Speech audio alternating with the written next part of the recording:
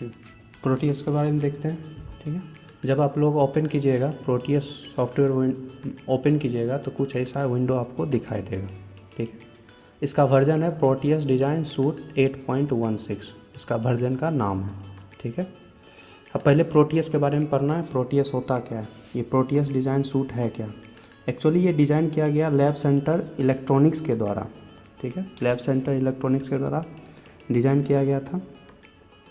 इसमें मेनली जो यूज करते हैं 3 तरह के यूज होता है। इसके अंदर जो काम करते हैं 3 तरह काम करते हैं। क्या क्या, क्रिएटिंग स्कीमेटिक क्रिएट करते हैं, दूसरा सिमुलेट करते हैं इलेक्ट्रॉनिक्स एंड एम्बेडेड सर्किट को, और तीसरा जो काम करते हैं मेनली है ना डिजाइनिंग पीसीबी लेआउट्स। और एक और मेन काम होता है इसका कि माइक्रो कंट्रोलर के यूज से हम लोग प्रोग्रामिंग कोड करते हैं for different micro controllers design करते हैं। ठीक है, तो इसको आप लोग लिख सकते हैं प्रोटीएस के बारे में। तो अगर लिखना चाहते हैं तो लिख सकते हैं, protease design suit is a software tool set mainly used for creating schematics, simulating electronics and embedded circuits and designing PCB layouts. PCB layouts क्या होता है, प्रिंटेड सर्किट बोर्ड होता है, जो हम लोग ग्रीन कलर के देखते होंगे, कहीं कहीं डिजाइन किया हुआ रहता है। ठीक है, तो वही होता है। इसके बारे में और लिख सकते हैं कि Proteus is also use for designing और testing programming codes for different micro controllers, that is Arduino का यूज करते हैं हम लोग। माइक्रो कंट्रोलर में आर्डिनो होता है। ठीक है, पीआईसी का माइक्रो कंट्रोलर होता है, 8051 माइक्रो कंट्रोलर जो माइक्रो प्रोसेसर में पड़े होंगे। ठीक है, तो पहले देखिए प्रोटीएस है ना, प्रोटीएस का फुल फॉर्म देखिए क्या दिया था। प्रोटीएस, तो प्रोटीएस का processor for text to use.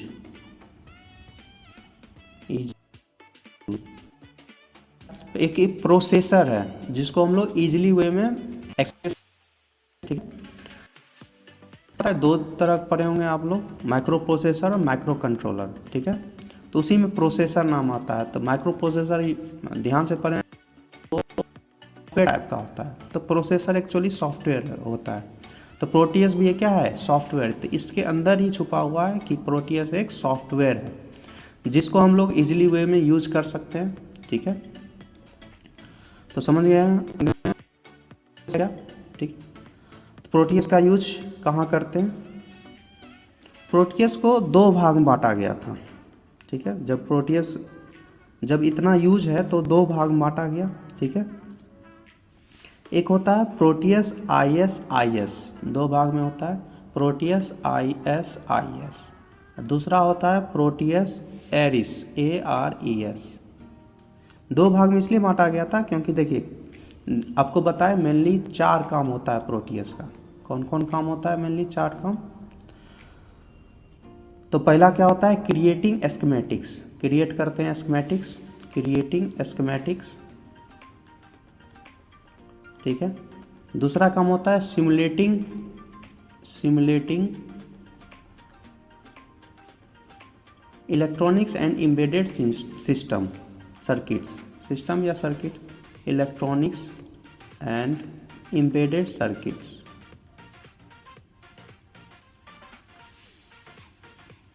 ठीक है, तीसरा काम क्या बोले, तीसरा काम ये पहला हो गया, दूसरा हो गया, तीसरा डिजाइनिंग पीसीबी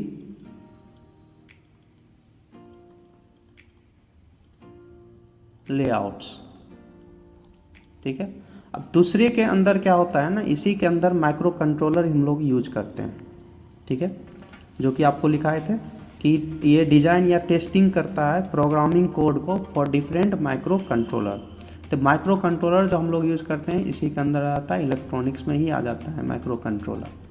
ठीक है, तो इसके बारे में आगे पूरा डिटेल में पढ़ना है। ठीक है, तो अभी ओवरव्यू क्या है कि प्रोटीएस मेनली तीन यूज करते हैं, creating schematic, simulating electronics embedded circuit, designing PCB layouts. तो ये मेनली 3 तरह के यूज करते हैं। अब ये दोनों जो यूज करते हैं तो इसमें करते हैं आईएस में यूज करते हैं क्रिएटिंग स्कीमेटिक्स और simulating electronics and embedded circuits. और जो एरिस में करते हैं ये डिजाइन करते हैं सिर्फ पीसीबी लेआउट को, ठीक है। तो एरिस यूज कहाँ होता है, designing PCB layouts of electronic circuits. वही आईएस कहाँ यूज होता है, to create schematic and simulation of, दोनों को मिला दिया गया, simulation of different electronic circuits. तो समझ में आ गया होगा। तो पहले प्रोटीएस का डिफिनीशन समझ में आ गया था, फिर इसका फुल फॉर्म समझा दिए, फिर इसका यूज समझा दिए, फिर इसका क्या है, दो टाइप का है, आईएस और एरिस। आईएस और एरिस जो बनाया गया यही तीन यूज के माध्यम से बनाया गया है ना, तीन यूज के माध्यम से बनाया गया, ठीक है। चौथा यूज जो बता रहे थे यही बता रहे थे माइक्रो कंट्रोलर, जो कि दूसरा में ही अंदर में आ जाता है, ठीक है। तो माइक्रो कंट्रोलर यूज करते हैं। अब देखिए, अब रियल, ये तो चलिए ठीक है, ये तो उतना अभी समझ में नहीं आया होगा। रियल लाइफ में अगर हम लोग देखेंगे तो देखते हैं क्या, वेडिंग में देखे होंगे कि एलसीडी लगा रहता है, वेलकम टू, ये सब जो लिखा हुआ रहता है ये सब किसके मदद से लिखा रहता है, प्रोटीएस सॉफ्टवेयर के मदद से लिखा होता है, ठीक है। या 7 सेगमेंट जो आप लोग देखे होंगे है ना, जो ट्रैफिक लाइट पे होता है 1 2 3, वो सब सॉफ्टवेयर 7 सेगमेंट जो दिखाता है इसी के द्वारा दिखाते हैं, प्रोटीएस सॉफ्टवेयर, ठीक है। तो हाँ, जहाँ रियल वर्ल्ड है वहाँ पे भी यूज होता है, रियल टाइम में यूज होता है प्रोटीएस। तो समझ में गए होंगे प्रोटीएस का इंपॉर्टेंस। और इंडस्ट्री में ज़्यादा यूज होता है ये, ठीक है, जहाँ भी इलेक्ट्रॉनिक्स वाला कंपनी होगा जाता है प्रोटीएस, ठीक है। तो मेनली ये इलेक्ट्रॉनिक्स के लिए बनाया गया था, इलेक्ट्रॉनिक सर्किट के लिए, ठीक है। अब इलेक्ट्रॉनिक सर्किट में क्या हो गया, सर्किट हो जाता है, और या माइक्रो कंट्रोलर के यूज से हम लोग डिजाइन करते हैं कोई भी सर्किट, ठीक है, उसको चलाते हैं। अब माइक्रो कंट्रोलर में हम लोग प्रोग्रामिंग यूज करते हैं, तो जहाँ माइक्रो कंट्रोलर आ जाएगा वहाँ प्रोग्रामिंग आ जाएगा। प्रोग्रामिंग के थ्रू, जैसे ये वाशिंग मशीन में माइक्रो कंट्रोलर यूज होता है, तो वाशिंग मशीन में टाइमर लगाते हैं ना, जो ऑटोमेटिक होता है, वो automatic, fully automatic washing machine में तो टाइमर लगा रहता है कि इतना देर में आपका वॉश कर देगा, तो टाइमर सेट करते हैं। फिर टाइमर लगाते हैं क्या, इतना देर में आपको सुखा के दे देगा, ड्राई करके दे देगा, तो उसका भी टाइमर रहता है, ठीक है। तो सब जो टाइमर यूज करते हैं, जो फिक्स करते हैं, सब किसके थ्रू करते हैं, माइक्रो कंट्रोलर के थ्रू, प्रोग्रामिंग के थ्रू, ठीक है। तो जब माइक्रो कंट्रोलर पढ़े होंगे तो उसमें प्रोग्रामिंग आएगा ही आएगा, ठीक है। बिना प्रोग्रामिंग का माइक्रो कंट्रोलर तो चलेगा नहीं, ठीक। तो समझ गए होंगे इसका इम्पोर्टेंस। तो अब आगे बढ़ते हैं। तो अब इसको जब हम लोग अब प्रोटीएस के अंदर चलते हैं कि कैसे यूज करेंगे इसको, ठीक है। तो यूज करने के लिए तरीका है, इसको हम डिलीट कर देते हैं सारा, ठीक है।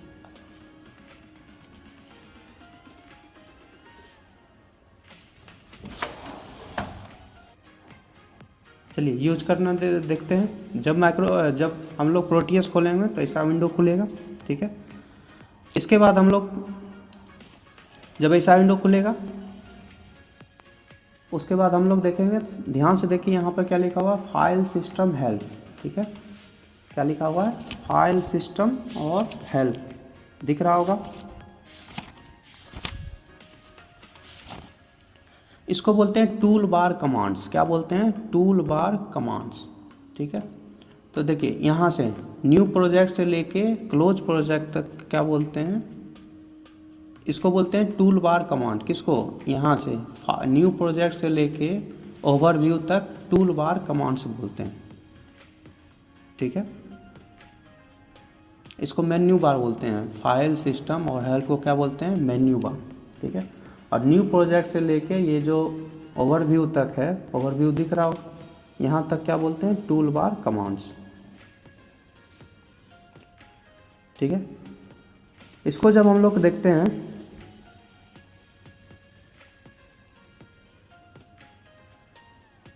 तो सेक्शन वाइज में डिवाइड कर लेते हैं हम लोग, ठीक है।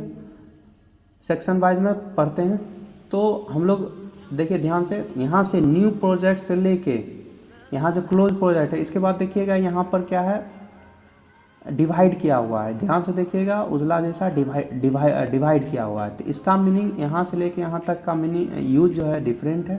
फिर यहाँ से जो डिवाइड किया गया है और यहाँ तक, पूरा यहाँ तक ओवरव्यू तक, इसका मीनिंग, इसका यूज अलग है, ठीक है। तो जो न्यू प्रोजेक्ट है, न्यू प्रोजेक्ट से लेके क्लोज प्रोजेक्ट है, इसको बोलते हैं फाइल या ऑब्जेक्ट कमांड। क्या बोलते हैं? फाइल या ऑब्जेक्ट कमांड। ठीक है, तो ये कमांड टूल बार में आ गया। ठीक है जी। और जो होम है, होम पेज से लेके ओवरव्यू तक, इसको बोलते हैं एप्लीकेशन कमांड। एप्लीकेशन के लिए यूज होता है। किसके लिए होता है? एप्लीकेशन के लिए। तो एप्लीकेशन कमांड। ठीक है, न्यू प्रोजेक्ट से लेके क्लोज प्रोजेक्ट तक बोलते हैं फाइल या ऑब्जेक्ट कमांड, और होम पेज से लेके ओवरव्यू तक बोलते हैं एप्लीकेशन कमांड या एप्लीकेशन कमांड बोलते हैं। ठीक है, एप्लीकेशन कमांड मतलब एप्लीकेशन के लिए है। तो देखिए ध्यान से, ये देखिए स्कीमेटिक बोले थे ना, प्रोटीएस स्कीमेटिक के लिए यूज होता है, डिज़ाइन के लिए। फिर देखिए पीसीबी लेआउट के लिए है। ठीक है, तो एप्लीकेशन के लिए यूज है। तो हम अभी जो यूज करेंगे, अभी जो सबसे पहले पढ़ेंगे स्कीमेटिक डिज़ाइन का पढ़ेंगे, कैसे होता है। ठीक है, तो स्कीमेटिक पे जाएंगे, स्कीमेटिक पे क्लिक करेंगे, डबल क्लिक करेंगे तो कुछ ऐसा विंडो ओपन होगा। ठीक है, अब इसके बारे में पूरा पढ़ना है डिटेल में। तो ऐसा विंडो ओपन हुआ। ठीक है, जब ऐसा विंडो ओपन हुआ, ठीक है, तो ध्यान से देखिए, ये जो था मात्र ओवरव्यू तक था, अब क्या है, ये बढ़ गया। ठीक है, लोग एप्लीकेशन होता यूज होता है, तो पढ़ना है। तो फिर करते हैं यहाँ से। ठीक है, इसको बोलते हैं, ये पूरा सेक्शन को बोलते हैं हम लोग, ये पूरा सेक्शन कहाँ से कहाँ, न्यू प्रोजेक्ट से लेके यहाँ जो दिख रहा है यहाँ तक बोलते हैं, क्या बोलते हैं, कमांड टूल बार। ठीक है ना, इसको बोलते हैं generate electrical rules check report, है ना, ये जो लास्ट वाला है। ठीक है, यहाँ देखिएगा, यहाँ ध्यान से देखिएगा तो यहाँ दिखाई देगा आपको नीचे में रूट सीट 1 है। यहाँ पे देखिए, यहाँ क्लिक किए तो स्टार्ट न्यू प्रोजेक्ट, है ना, लिखा हुआ। तो देखिए यहाँ से फिर से देखिए, यहाँ से देखिए डिवीज़न किया हुआ है, यहाँ डिवीज़न है, यहाँ डिवीज़न है, फिर देखिए यहाँ डिवीज़न है, फिर यहाँ डिवीज़न है बीच में। ठीक है, फिर यहाँ डिवीज़न है, फिर यहाँ डिवीज़न है, फिर यहाँ डिवीज़न है। तो डिवीज़न किया हुआ है तो इसका मतलब क्या है, अलग अलग अपना यूज़ है। तो देखिए फिर से देखते हैं, न्यू प्रोजेक्ट से लेके और ये क्लोज द प्रोजेक्ट तक, इसको हम लोग क्या बोले थे, फाइल या ऑब्जेक्ट कमांड। ठीक है, फाइल या ऑब्जेक्ट कमांड। सेव मतलब फाइल को सेव करना है, क्लोज करना है। ठीक है, ओपन न्यू फाइल करना है, ये सब इसी से करेंगे। दूसरा देखते हैं इसमें। दूसरा है क्या है, यहाँ से होम पेज से लेके ओवरव्यू तक, इसको बोलते हैं एप्लीकेशन कमांड। जो पहले भी बोले थे एप्लीकेशन कमांड, यहाँ तक सेम है, इसके बाद एक्सटेंड हुआ है। ठीक है, तो यहाँ से लेके कहाँ से, ओवरव्यू विंडो से लेके यहाँ तक, है ना, बाइसेक्शन किया हुआ है यहाँ पर, तो यहाँ तक इसको बोलते हैं सेलेक्टेड एरिया, है ना, सेलेक्ट करने के लिए एरिया होता है सेलेक्टेड एरिया। तो कहाँ से कहाँ तक, ओवरव्यू विंडो से लेके सेलेक्टेड एरिया तक, ये कहलाता है डिस्प्ले कमांड। क्या कहलाता है, डिस्प्ले कमांड। डिस्प्ले कमांड मतलब जूम कर सकते हैं, जूम इन कर सकते हैं, जूम आउट कर सकते हैं, तो डिस्प्ले कमांड। ठीक है, अब देखिए ये सारा जो है ना, ये अंडो हो गया, है ना, रीडो हो गया, ये सब जो यहाँ तक है, हैमर तक दिख रहा है। ठीक है, यहाँ तक ये कहलाता है आपका एडिटिंग कमांड। क्या कहलाता है, एडिटिंग कमांड। ठीक है, कहाँ से कहाँ तक, यहाँ जो बाइसेक्शन हुआ था अंडो से लेके, ये हैमर जैसा दिख रहा है ना, इसको कहते हैं ब्रेक टैग बोलते हैं ऑब्जेक्ट्स। ये जो कहलाता है यहाँ से यहाँ तक, इसको बोलते हैं एडिटिंग कमांड। इससे हम लोग एडिट करते हैं, है ना, जब हम कुछ बनाएंगे तो यहाँ ये एक्टिव हो जाएगा। अभी डीएक्टिवेट है, कुछ बना ही नहीं है तो डीएक्टिवेट है, जैसे एक्टिव बनाएंगे एक्टिवेट हो जाएगा। तो एडिट कर सकते हैं, यहाँ पे जो भी काम करेंगे उसको क्या कर सकते हैं, एडिट कर सकते हैं इसके माध्यम से। फिर अगला सेक्शन है यहाँ से लेके यहाँ तक। ठीक है, लास्ट सेक्शन, इसको बोलते हैं हम लोग डिज़ाइन टूल्स। क्या बोलते हैं, डिज़ाइन टूल्स।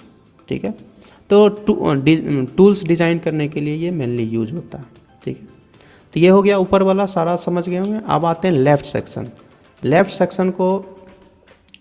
सेक्शन में क्या क्या है, फिर यहाँ पे भी देखिएगा तो इसको बोलते हैं मोड सेलेक्टर। ये पूरा जितना है इसको बोलते हैं यहाँ से लेके यहाँ तक, है ना, इसको बोलते हैं मोड सेलेक्टर। क्या बोलते हैं? Mode selector.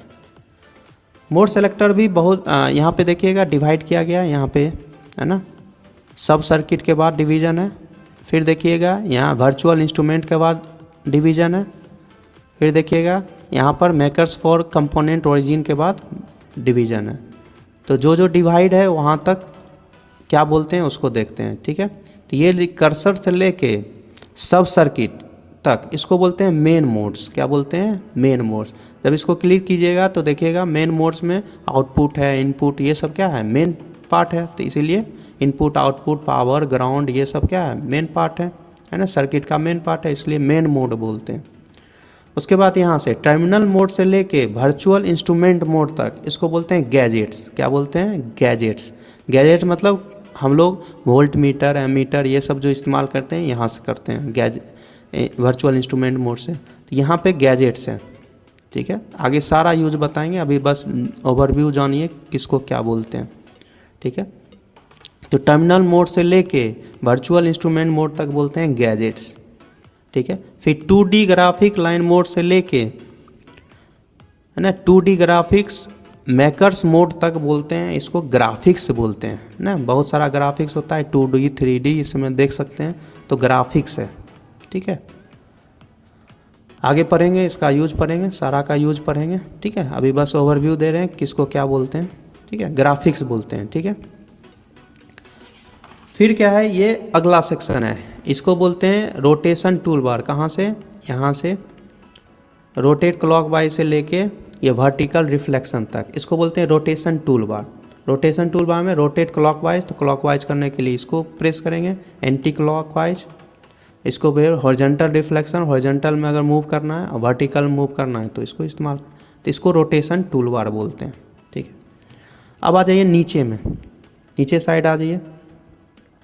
नीचे साइड को बोलते हैं यहाँ से लेके यहाँ तक बोलते हैं, इसको बोलते हैं रिमोट कंट्रोल सेक्शन। क्या बोलते हैं? Remote control section.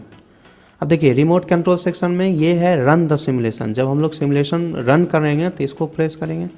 जब सिमुलेशन को पॉज करना है तो इसको प्रेस करेंगे, और जब सिमुलेशन को स्टॉप करना है तो ये प्रेस करेंगे। ये क्या है, जब आप कहीं देखे होंगे तो ये धीरे धीरे करके बढ़ाने का है सिमुलेशन को, है ना, तो इसको प्रेस करके धीरे धीरे बढ़ाने का होता है। Advance the simulation by 1 animation frame, ठीक है। तो सिमुलेशन को थोड़ा थोड़ा बढ़ाने का ये है, इसको प्रेस करेंगे तो ये रन द सिमुलेशन। आपको बस ये रटना है कि इसके रन करेंगे, इससे स्टॉप करेंगे, पॉज करना है तो इससे करेंगे, ठीक है। तो ये इंपॉर्टेंट है क्योंकि सिमुलेशन को तो रन करना ही है और स्टॉप करना ही है, ठीक है। तो ये समझ गए होंगे। अब आइए इस पे, ठीक है।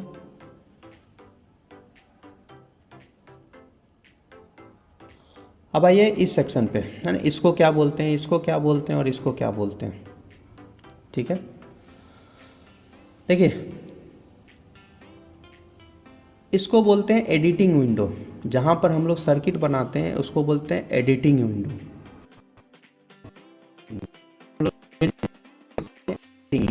जो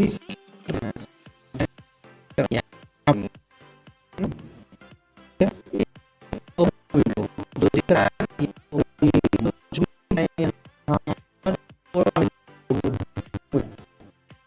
बनेंगे तो यहाँ छोटा में आपको दिखाई देगा। तो ओवरव्यू, जो भी एडिटिंग विंडो बनाएंगे उसका ओवरव्यू जो विंडो प्रदर्शित करेगा यहाँ पे करेगा, ठीक है।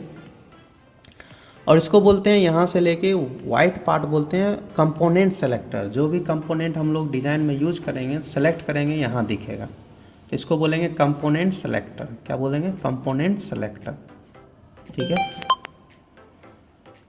उसके बाद कंपोनेंट सेलेक्टर विंडो बोलते हैं, ठीक है। अब देखिए ध्यान से, कंपोनेंट सेलेक्ट करते हैं P और L से। किससे करते हैं? P और L से करते हैं, ठीक है। तो इसको क्या बोलते हैं? ये विंडो क्या बोलते हैं? कंपोनेंट सेलेक्टर विंडो बोलते हैं, ठीक है। अब देखिए कंपोनेंट सेलेक्ट कैसे करते हैं, तो यहाँ से P से पिक होता है, तो पिक्स पे हम लोग करेंगे, तो यहाँ पर क्या करेंगे? पिक करेंगे डिवाइस को क्या करेंगे? पिक करेंगे। अब जो भी डिवाइस पिक करना है, जैसे रजिस्टेंस तो RES देंगे, रेजिस्टेंस, तो बहुत सारा रेजिस्टेंस आपको दिखेगा, बाय डिफ़ॉल्ट में ये दिखेगा, है ना। अब इसमें भी देखिएगा बहुत सारा चीज़ रहता है, ठीक है। तो ये हो गया, जैसे हम लोग यहाँ पर कीवर्ड देंगे तो यहाँ पर क्या आ जाएगा, अपने पास ऑप्शन आ जाएगा कि इतना टाइप का रजिस्टर है जो यूज़ करना है, आप देख लीजिए, उसको सेलेक्ट कर लीजिए, ठीक है। अब देखिए ध्यान से, ये जो है ये दिखाएगा कि जो कंपोनेंट सेलेक्ट कर रहे हैं वो कैसा आपको सर्किट डिजाइन, सिंबल हम लोग देते हैं ना रेजिस्टेंस का सिंबल, उसी तरह सिंबल है, तो रजिस्टर का सिंबल ऐसा है, ठीक है, ठीक है। तो रजिस्टर का सिंबल ऐसा है। अब ये रजिस्टर पीसीबी में कैसा दिखेगा ये देख रहा है, ठीक है, तो पीसीबी में ऐसा दिखता है। अब इसको सेलेक्ट करेंगे तो यहाँ पर जो भी कंपोनेंट सेलेक्टर विंडो है यहाँ पर दिखेगा। तो जैसे इसको डबल क्लिक करेंगे, यहाँ देखिए RES आ गया। या सेलेक्ट नहीं कर पा रहे हैं, डबल क्लिक नहीं कर पा रहे हैं, तो क्या करना है, ओके करना है, बस ओके कीजिएगा, सेलेक्ट हो जाएगा, ठीक है। जैसे ओके करेंगे सेलेक्ट हो जाएगा,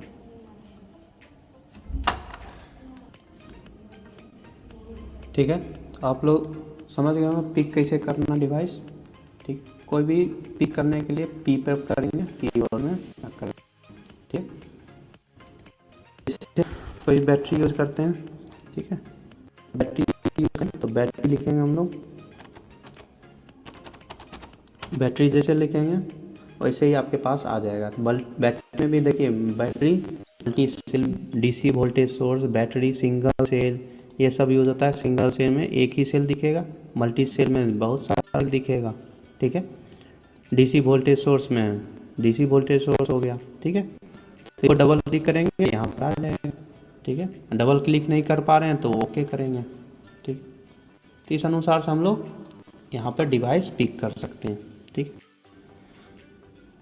तो एक देख लेते हैं, है ना, डेमो के लिए देख लेते हैं। तो पिक डिवाइस के बैटरी कर लिए, रेजिस्टेंस कर लेते हैं। तो कौन सा रेजिस्टेंस कर लेते हैं, MINRES, है ना, कोई भी रेजिस्टेंस पिक कर लीजिए, ठीक है, जो किए हैं वही कर लीजिए, ठीक। अब देखिए मेन है कि जो कंपोनेंट है यहाँ पे ओवरव्यू विंडो में दिखेगा आपको, RES है ये भी दिखेगा। जब ये दिखेगा मान के चलते हैं, ये ओवरव्यू विंडो बताए थे, जब ये दिखेगा तभी मान चलते हैं ये सेलेक्ट हुआ है। तब सेलेक्ट होने के बाद ये जो दिख रहा है पेंसिल जैसा, ये बैटरी सेलेक्ट हो गया। इसको बस एक प्रेस करना है, एक प्रेस करने के बाद आपको यहाँ पर बैटरी जैसा दिखेगा, मूव करता रहेगा। जहाँ आपको कांस्टेंट करना है प्रेस आउट करना है, कांस्टेंट, ठीक है। अब उसी रेजिस्टेंस को हम लोग पिक करना है। तो रेजिस्टेंस को पिक करने के लिए क्या करेंगे, RES पे क्लिक करेंगे। जैसे क्लिक करेंगे यहाँ पर दिखना चाहिए कि क्लिक RES रेजिस्टेंस जैसा दिखेगा, मतलब पेंसिल क्या बोल रहा है, रेजिस्टेंस है। रेजिस्टेंस के लिए एक क्लिक करेंगे तो ये दिखेगा। फिर इसको हम लोग क्या करेंगे, डबल क्लिक करेंगे तो यहाँ पर आ जाएगा, ठीक है। अब देखिए इसको इधर उधर मूव कीजिएगा तो गड़बड़ हो जाएगा। तो जब भी गड़बड़ होगा तो आपको क्या करना है, क्लिक करना है इस पे, कर्सर पे क्लिक कीजिएगा और न्यूट्रल कर देता है, ठीक है। अब इसको हम लोग को रोटेट करना है। तो रोटेट करने के लिए क्या करेंगे, इससे भी कर सकते हैं रोटेट, ठीक है। या क्या करना है, CTR राइट प्रेस कीजिए, रोटेट क्लॉकवाइज, रोटेट क्लॉक मान दें क्लॉकवाइज कर दिए, इसमें तो कोई पॉलिटी है नहीं, क्लॉकवाइज कर दिए, ठीक है। अब इसको क्या करना है, इसको कनेक्ट करना है। तो कनेक्ट कैसे करेंगे, यहाँ का टिप लेंगे और यहाँ का टिप, है ना। देखिए यहाँ पे गए, अगर हमको सिस्टमेटिक वे में करना है तो जहाँ से करना है वहाँ पे क्लिक कीजिए, यहाँ पर हो गया। फिर यहाँ पर क्लिक कीजिए, फिर यहाँ पे देखिए कनेक्ट करने के लिए लाल आएगा तभी कनेक्शन होगा, अगर लाल नहीं आता है तो कनेक्शन नहीं होगा। तो जब हम लोग कनेक्ट करने के लिए इसको प्रेस करते हैं तो लाल पे प्रेस करेंगे तो मतलब सेलेक्ट हो गया है। यहाँ पर करना है ना, चार्ज करना है, करते जाएंगे, फिर यहाँ पर फिर लाल आएगा, कनेक्ट हो गया, मतलब ये बैटरी और रेजिस्टेंस क्या हो गया, कनेक्ट हो गया, ठीक है। तो इस अनुसार हम लोग पिक कर सकते हैं। पिक करने के बाद कंपोनेंट यहाँ पर एडिटिंग विंडो में ला सकते हैं। कंपोनेंट लाने के बाद तीसरा काम कि इसको कनेक्ट करना, इतना तो आना चाहिए अभी तक, ठीक है, इतना, ठीक है। फिर अगले में देखते हैं सर्किट बनाना सीखेंगे, बेसिक सर्किट बनाना सीखेंगे, ठीक है।